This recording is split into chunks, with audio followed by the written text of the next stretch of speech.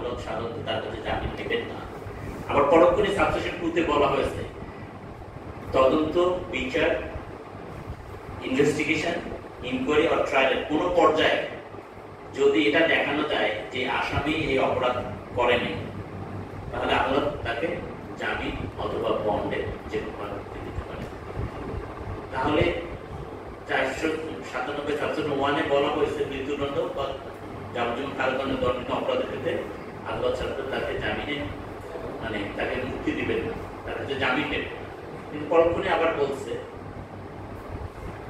যে যদি আপনি এটা ডাউটফুল করতে পারেন যে আসামি এই অপরাধটা আসলে করেনি, বিশ্বাসযোগ্য নয়, তাহলে তো আপনি তাকে জামিনে মুক্তি পেতে পারেন।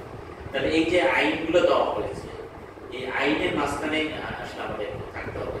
যেমন 497 সাবসেকশন 1 প্রোভাইজোতে বলা হয়েছে যদি আসামি যদি মহিলা হয়, 16 বছরের কোনো ব্যক্তি হয় অথবা ইনফান্ট হয়, আদালত তাকে জামিনে মুক্ত করতে পারে।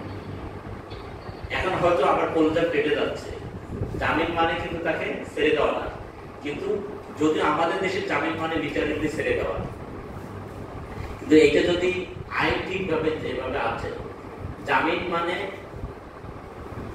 মানে জেল হাজত থেকে সাময়িক মুক্তি নয়।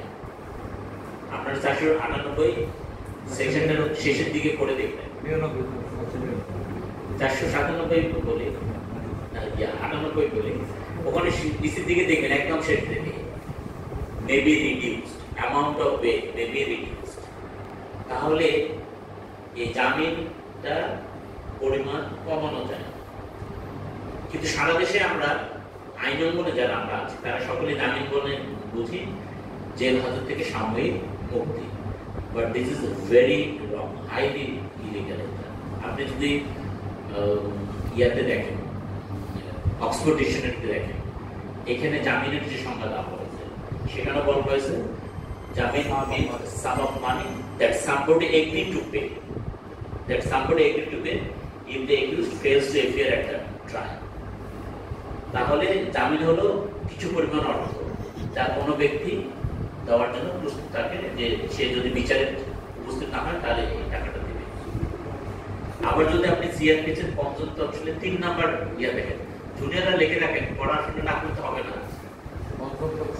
৩ নাম্বার কলম, ৩ নাম্বার ইয়া ফর্ম, এখানে বেল এবং বেল বন্ড দেওয়া আছে। এই বেল বন্ড ওইখানেও গেলে দেখবে যে এই যে এখানে সাম শব্দটা উঠে গেছে।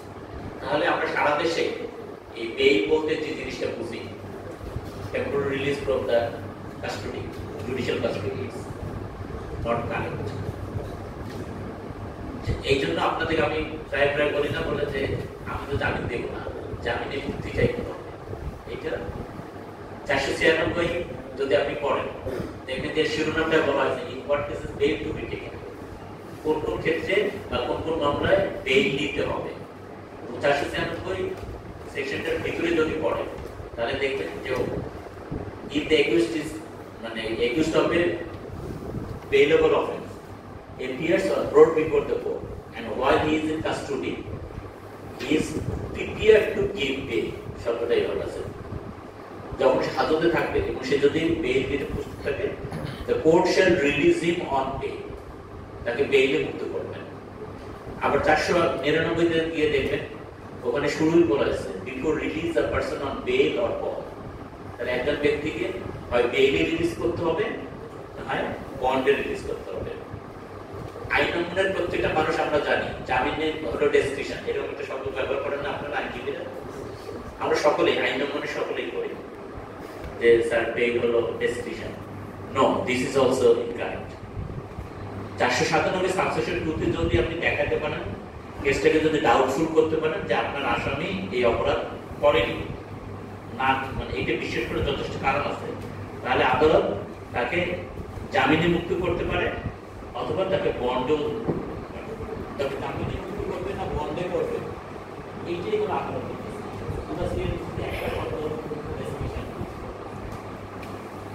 বাংলাদেশের যে 2-3জন পুরা পরিষ্কার মতো আমি প্রত্যেকটা সেকশন একবার করে গেছি। আমি বলছি আমি দায়িত্ব নিয়ে বলছি এই সিআরপিসিতে দ্বিতীয় আর কোন ডেসক্রিপশন শব্দ ইউজ করা নাই, কারণ এর প্রত্যেকটা সেকশন পেনাল কোডে সিপিসি সব নাম পড়ে দিচ্ছি, একবার করে হলো পড়ে দিচ্ছি। এখানে ডেসক্রিপশন শব্দ একটা